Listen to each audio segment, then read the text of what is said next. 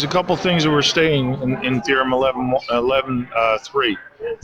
All right, for an inscribed angle formed by two chords. So we take a circle, okay, and we just form an angle whose vertex is somewhere on the circle.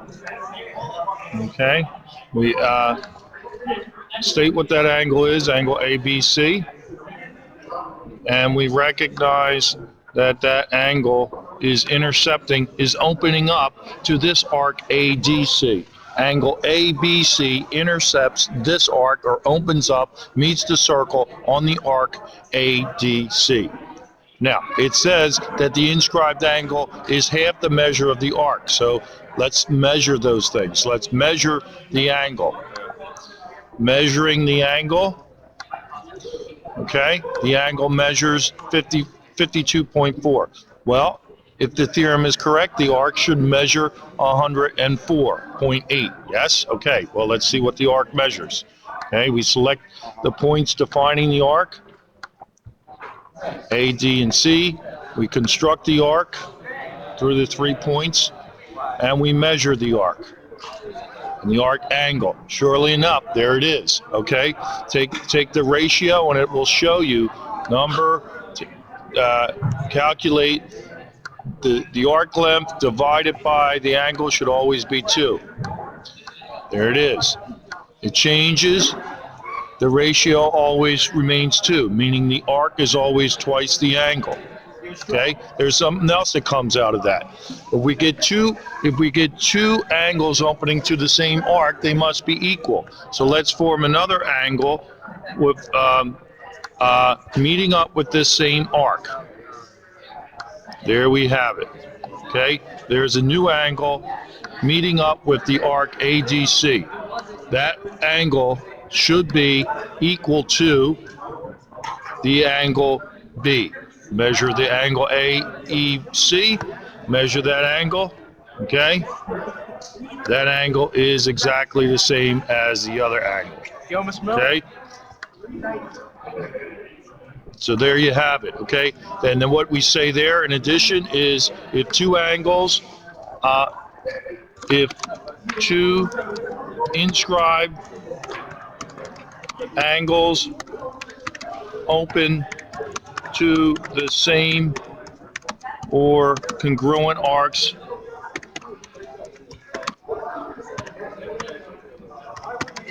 then the angles are congruent. Okay? It would help to learn how to spell congruent, right? But so be it, okay?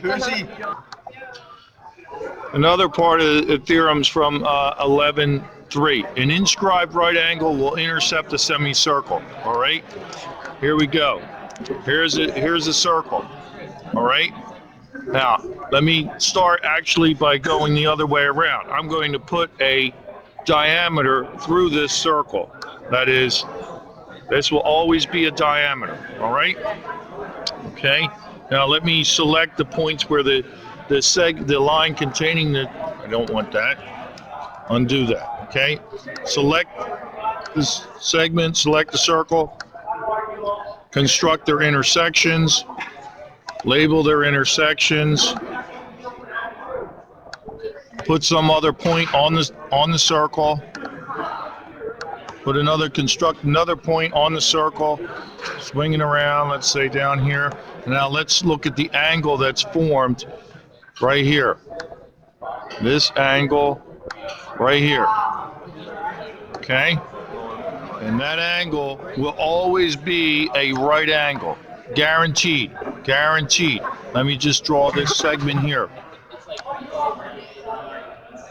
Okay, I'm going to come back. I'm going to hide this long segment. I'm going to hide this. Okay, and now, okay, no matter how I swing this around, that's always a right angle. It's always a right angle, and it's always intercepting a semicircle. It's always intercepting a semicircle. A right angle will always intercept a semicircle, or a semicircle will always be inscribed by a right angle. Opposite angles of an inscribed quadrilateral are supplementary. Opposite angles of an inside quadrilateral are supplementary. Form a circle. Construct 4 points on the circle. Construct, select, construct, construct, construct, point on circle, construct, point on circle. Okay, I've got 4 points on my circle. So I can draw any quadrilateral through those 4 points. Boom, boom, boom, boom. Okay? All right, let's label these points. A, B, C, D. What this says is angles B plus angle D must add up to 180. Angle A plus angle C must add up to 180. Let's see about that. Okay? Let's see about that, and let's see why that is the case. Let's measure angle D. Measure of angle D. Measure of angle D is stated right here. Okay? Let's bring it over here. What's the measure of angle B? Well, measure of angle B is going to be its supplement. Measure of angle B is going to be the supplement. Let's see about that. All right. Measure angle. Okay. If that's the case, they should add up to 180. We can let the work do it here. Okay. Calculate this plus the other angle will always add up to 180. No matter how I sweep this around, no matter how I change it, it should make sense. Because you say, well, what arc does angle D open up to? Angle D opens up to arc ABC. Okay? Let's just show you that arc. Okay?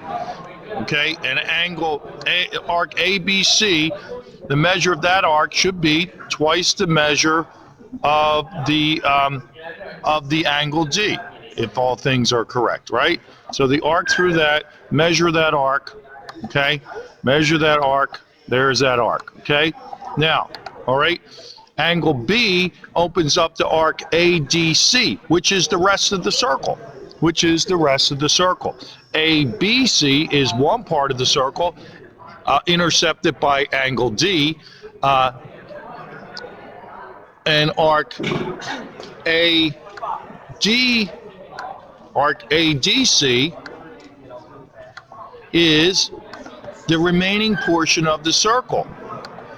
And that, okay, should be equal, twice the measure of angle B. Let's measure it and see. Okay? Just like these angles add up to 180, these arcs should add up to, okay, 360. And let's check that. All right?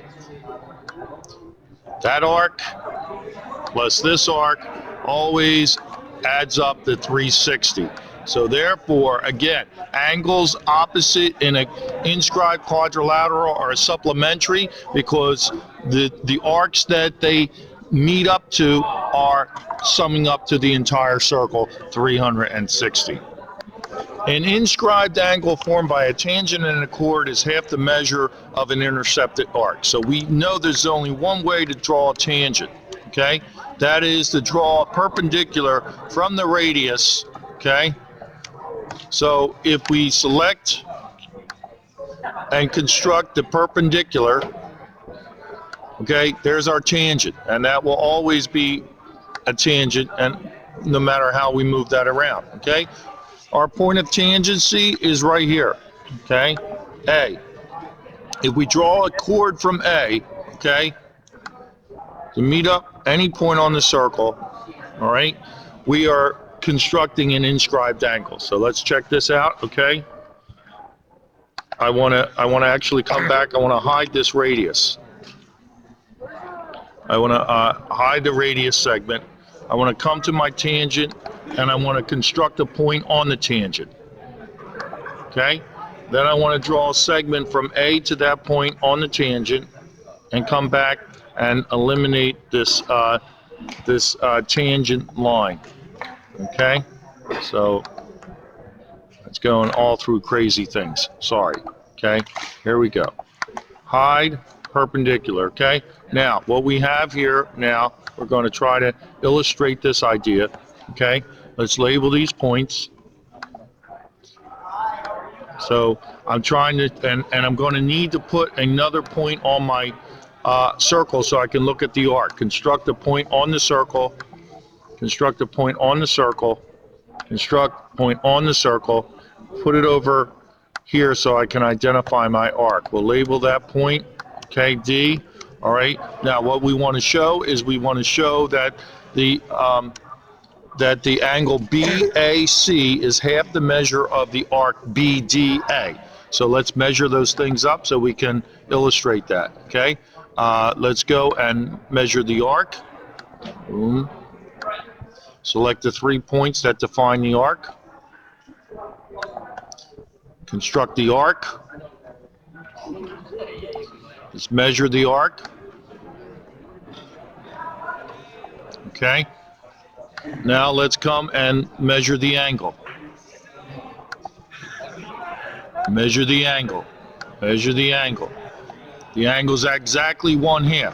Regardless of how I manipulate this, okay, we could validate that by taking the ratio. Calculate the ratio, okay? Calculate the ratio of the arc divided by the angle is always going to be 2, okay? So therefore, okay, the ratio tells us that the arc is always twice the measure of the angle, okay? And that doesn't matter how we look at this. It's always going to be the case. Always going to be the case. This is another inscribed angle. It's an inscribed angle unlike the ones we saw here, formed by 2 chords. Here is our inscribed angle formed by a chord and a tangent segment. A chord and a tangent. And that is